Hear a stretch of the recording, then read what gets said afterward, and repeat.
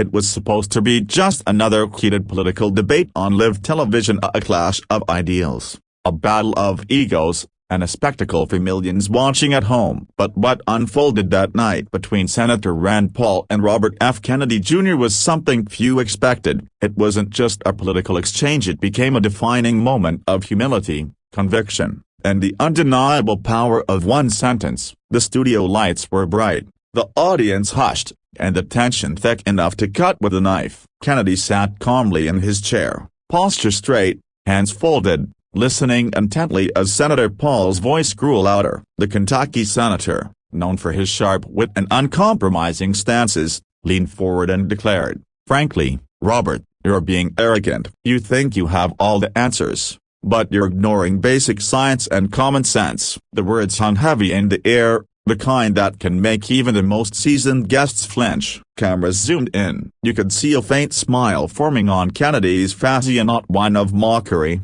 but of quiet composure. There was a pause, a few seconds that felt like forever. Then Kennedy leaned into his microphone and, with a tone both calm and piercing, said just one sentence, "Arrogance isn't believing you're right, Senator. It's refusing to listen when you might be wrong."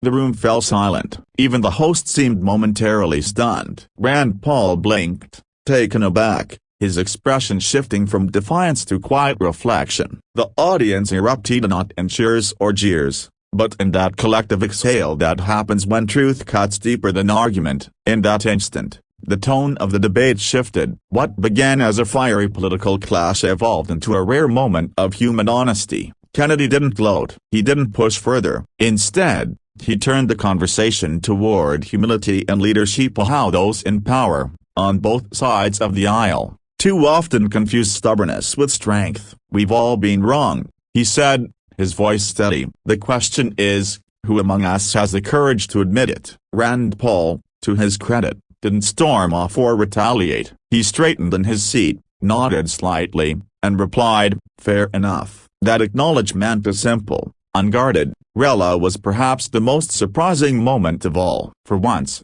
the debate didn't spiral into the usual chaos. Instead, two political rivals found a thread of understanding, woven from respect rather than rage. As the segment continued, viewers witnessed something rare on modern television, a genuine exchange of ideas. They debated policy and science, but they also spoke about responsibility, trust, and how America's leaders had drifted away from the values of listening and empathy. The energy in the studio shifted from confrontation to contemplation. By the time the cameras stopped rolling, both men had managed to do something almost revolutionary. They made politics human again. Clips of that moment went viral within hours. Social media was ablaze, and not with partisan attacks, but with praise for the authenticity of the exchange. For the first time, one viewer tweeted, "I saw two leaders disagree without dehumanizing each other." Another wrote, "Kennedy's one sentence said what millions of Americans have been feeling for years." The emotional ripple didn't stop there. Commentators,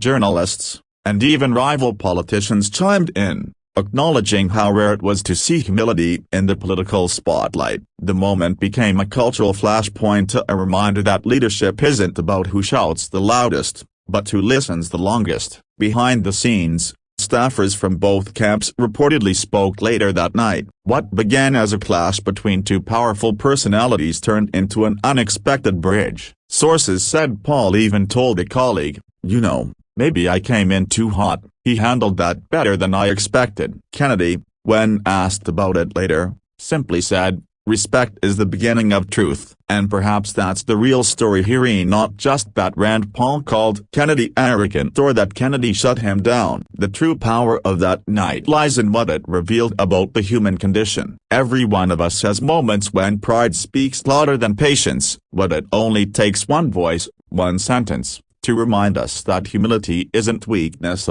it's strength in its purest form. In a time when politics feels colder and more divided than ever, that brief encounter on live television became something far greater than a soundbite. It became a lesson, a reminder that even in a world built on power and persuasion, the most powerful words are often the simplest, listen before you judge. And as the cameras faded to black that night, millions of viewers were left not with anger or outrage but with hope. Hope that, maybe, one sentence at a time, America could learn to listen again.